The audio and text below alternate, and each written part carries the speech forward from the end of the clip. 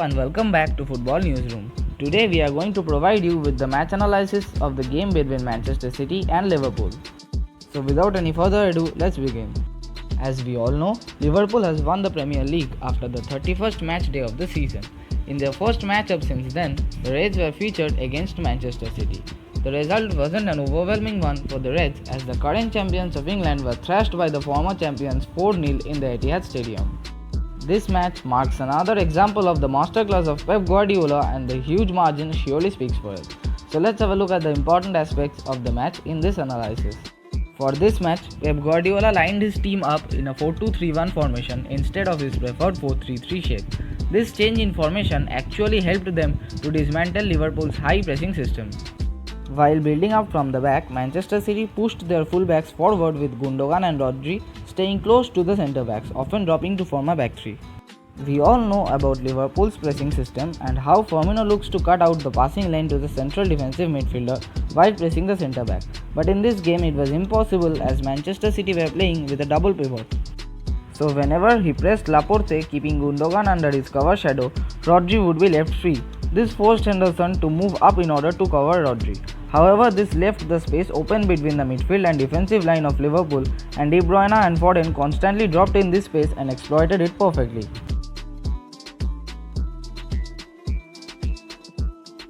Sterling and Jesus also had a pivotal role in this process. Sterling would often tuck inside or tuck inwards and occupy Alexander-Arnold.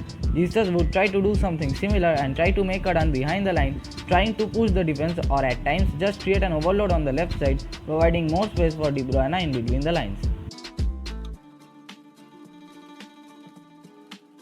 As expected, offering so much space to De Bruyne resulted in a nightmare for Liverpool. As City managed to break through Liverpool's midfield, De Bruyne had acres of space and had the support of fast players like Jesus and Sterling. If Jesus timed his runs properly in the initial stages of the game, then City would have scored even more goals in this game. Liverpool just didn't have an answer against this Manchester City setup. With time, they tried to decrease the intensity of their high press and instead settled on a mid-block, leaving the centre-backs free to operate. Firmino would press one of them at times, while Salah and Mane would cut out the passing lanes of the opposition centre-backs towards their fullbacks. However, this did not work out the way Liverpool wanted. Gundogan often dropped deeper and formed a back three, making it a 3v1 situation against Firmino in the deeper areas. This allowed them to easily set up play from the deeper areas, and Foden often dropped in the space of Gundogan to provide an extra passing lane.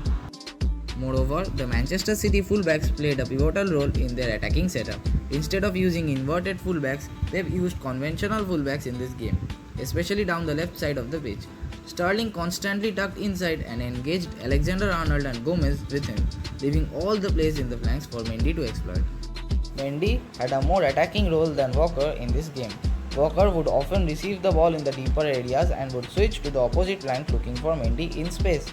This helped them to break the four-man mid-block easily. Moreover, as Liverpool mostly defended in a 4-4-2 with Salah staying up, Mendy had a lot of space down the flanks and Henderson always had to move wider to cover him. This in turn opened up space for Rodri in midfield, and Fabinho was forced to move out often to press him. This again enabled De Bruyne to gain all the space in between the lines. This space offered in the middle of the park was what lost the game for Liverpool. The last line of defense was always vulnerable, and especially Joe Gomez and Robertson had a very poor game. Even though it was a very embarrassing defeat for the newly crowned champions, their performance on the pitch was not that bad. Liverpool tried to play their game and used the runs of Salah and Mane to exploit the space behind the high defensive line of Manchester City.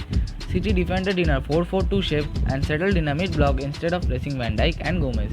This allowed Van Dijk to have the time and space to pick his man with long balls. Firmino always dropped in midfield, trying to pull out one of the centre-backs out of their position and also overloaded the midfield in this process. This is what allowed Mane and Salah to often have 2v2 or 1v1 opportunities after Van Dijk's deliveries.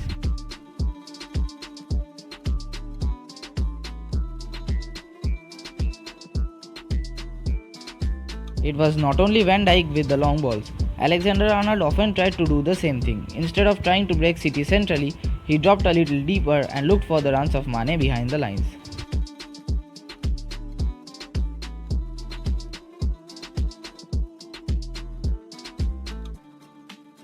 Sadio Mane had a nightmare in front of the goal, and he could have easily scored 2 to 3 goals on a better day with these opportunities. Moreover, if Salah's shot hadn't hit the post in the first half, this game might have ended very differently.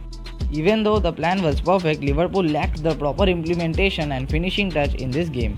They missed too many chances up front and failed to take the half chances they were presented with.